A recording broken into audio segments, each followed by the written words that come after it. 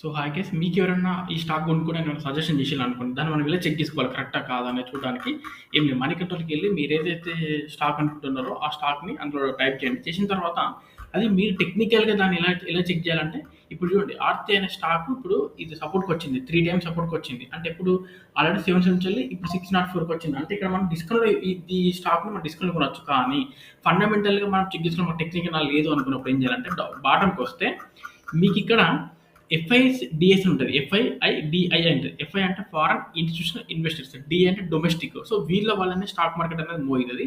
వీళ్ళు పెట్టే పెట్టుబడి లక్షల కోట్లలో ఉంటుంది. అంటే banks, mutual funds, insurance companies వీళ్ళు అన్నట్టు.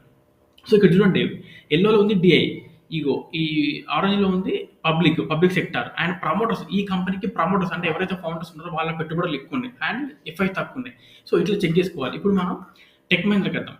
టెక్ మహీంద్రాలో చూడండి, ఇది tech Mahindra chart, tech Mahindra company. ఇందులో బాటంకి వస్తే ఇగో ఇక్కడ ఎఫ్ఐ, ఇందులో ఎఫ్ఐ పెట్టుబడులు ఉంది 23% ఉంది. డొమెస్టిక్, మన ఇండియన్ డొమెస్టిక్, మన banks, mutual funds, insurance companies వాళ్ళు ఎక్కువ ఉన్నాయి అండ్ ప్రమోటర్స్ కూడా ఎక్కువ ఉన్నారు. సో ఇట్లా చూసుకొని మనం లాంగ్ టర్మ్కి ఇన్వెస్ట్మెంట్ చేస్తే బెస్ట్. మీకు ఎవరు చెప్పినా కానీ మీరు చూసుకోండి దాన్ని. Okay, thank you guys.